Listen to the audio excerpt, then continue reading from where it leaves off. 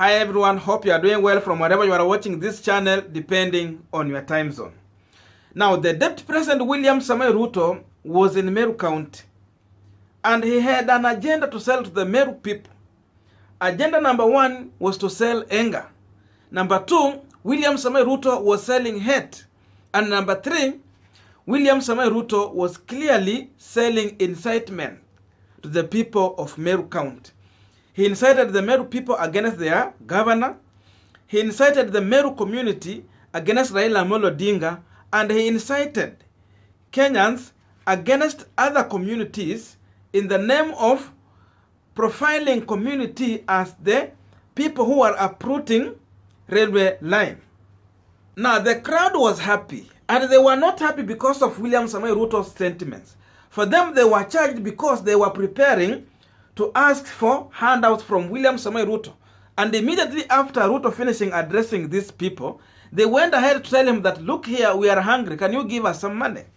So Ruto gave out 300,000, and he promised the following day their leader is going to divide the money among these people. Now, after people listening very careful to sentiments from William Samoei Ruto, it is coming out clear that these sentiments are going to backfire on William Samoei Ruto. Because there's no one who wants to go in the direction that Ruto is taking people to. No one wants to go in that direction after we have experienced in the country. Ati kati yetu watu milioni 8 tumekosa mtu ya kutuongoza. Ati tuende tuletewe mtu ya kitendawili, mtu ya kung'oa reli, mtu ya kutupa mawe, mtu ya kuvunja chama. Ati atuongoze sisi. Hapana. Hawa kina Kiraitu wawache kutuchezea.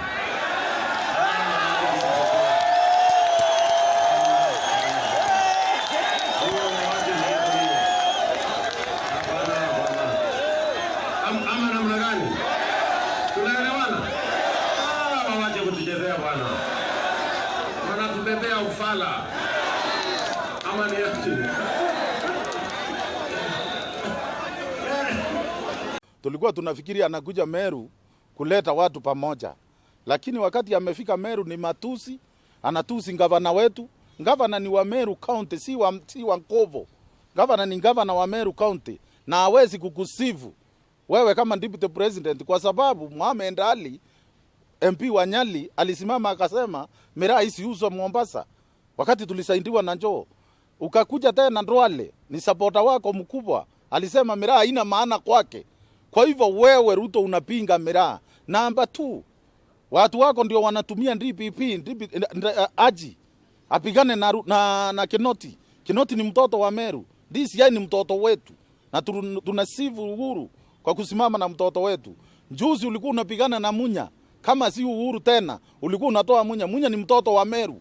Juzi ulikuwa unapigana na Kajuju. Kajuju ni mtoto wetu. Wewe ni nini unatuletea? Ni watu ambao hawatusaidii Meru ndio unazunguka na wao. Nataka ukupea mpaka tarehe 3 mwezi wa pili. Meru itakuwa imesimama na Mbazi. Na Mbazi ni power Meru. Na niambie Ruto, umepigana na matajiri. You have seen there's no governor in his entourage. I think he's with some members of parliament. And I think he has identified us as a class of governors, as people who are against his interests, who are against his rights. And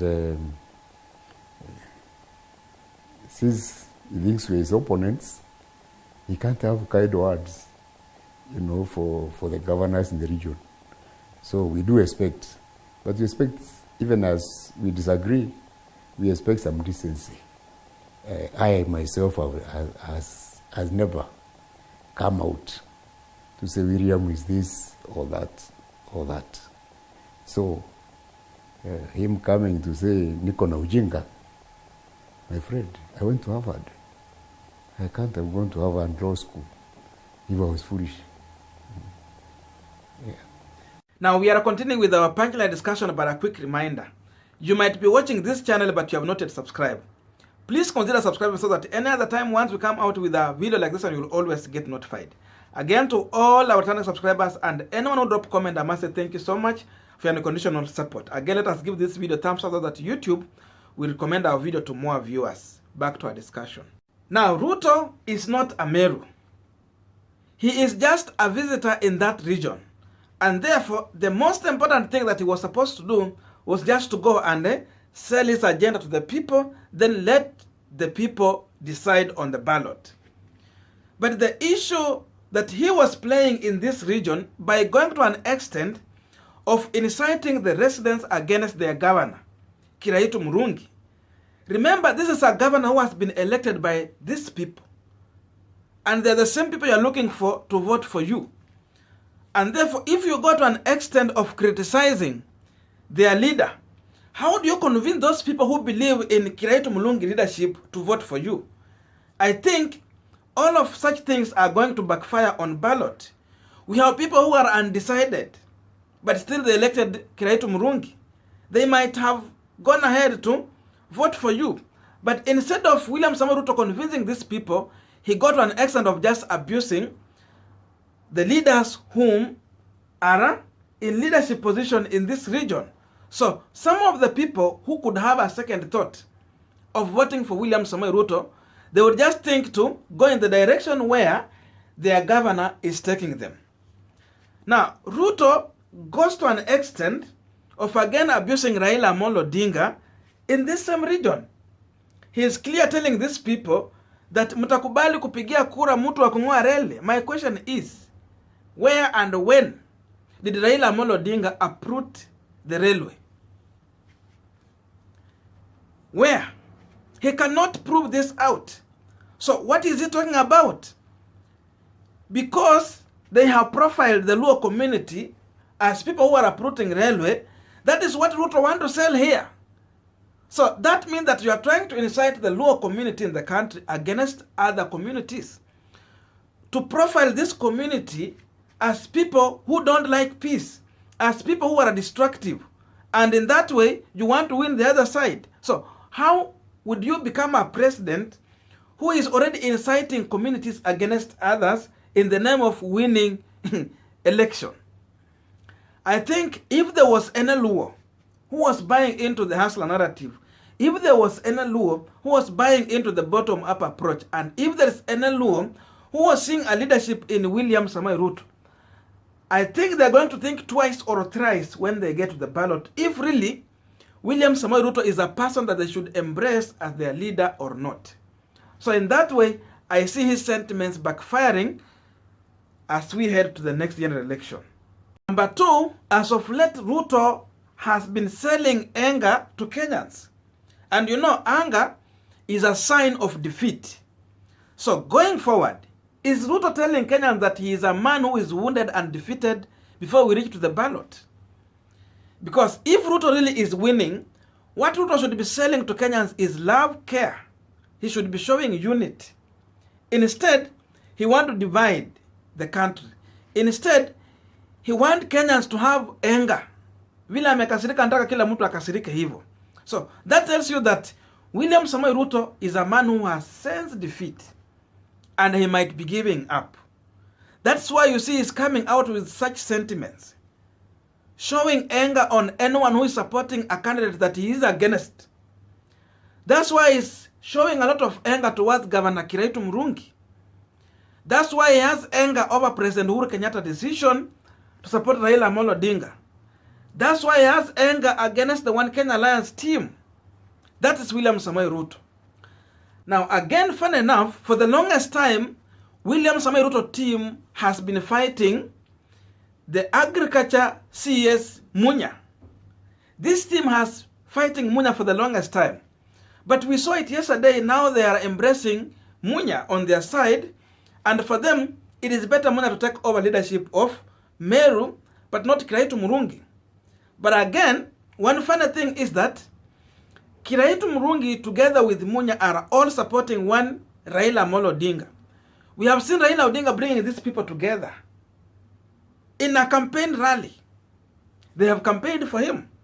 But I'm yet to see Munya joining William Samoei Ruto in his campaign. So what does it tell you? William Samoei Ruto has lacked a strong gubernatorial candidate in Meru County. It's the same thing NASA was doing the other time when they were endorsing Mandago. Where is Mandago? Mandago is not supporting Raila or anyone in NASA. Instead, Mandago is deeply supporting William Samoei Ruto. So, whether Ruto is going to support Munya or not, Munya is not going to work with William Samoei Ruto. Munya is deeply going to work with President Uhuru Kenyatta candidate. So, in one way or another, I'm seeing William Samoei Ruto, who has lacked the agenda to sell to the people, who has lacked credible people on the ground to sell his agenda. That's why now he's just touching everywhere na miti ni kama inateleza. Ni wakati wa nyani kuanguka sasa. That's why you see William Samoei Ruto is coming out this much angrily. I don't know what changed about Munya. The same team of William Samoei Ruto have been opposing sale of miraa in Mombasa. Akina Muhammad Ali and the team. And these Meru people are now coming out clear to tell William Samoei Ruto in his face that, look here, some of your team does not embrace the kind of business we do here. But we have Kiraitu Murungi and Munya, who is bringing Raila Odinga, who has always supported the miraa business. So in one way or another, I see a defeat coming for William Samoei Ruto on ballot, because in as much as campaigning for Munya, Munya is campaigning for Raila Odinga. So what does it tell you? I see William Samoei Ruto campaigning for Raila Odinga indirectly. Because when you sell Munya as a project or agenda to your supporters, the same Munya comes in selling Raila Odinga. So all of these people are going to listen to Munya, and they will vote in the direction that is going to give them. After all, we have already embraced that candidate. Now, listening to the speech from the Deputy President William Samoei Ruto and some of the views from the Meru people, I don't know your views, but I have given mine. So let us meet in the comment section.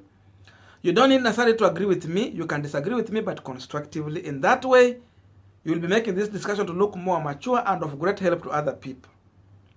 Thank you so much for listening to me up to this far. May good God bless you, and see you in our next video.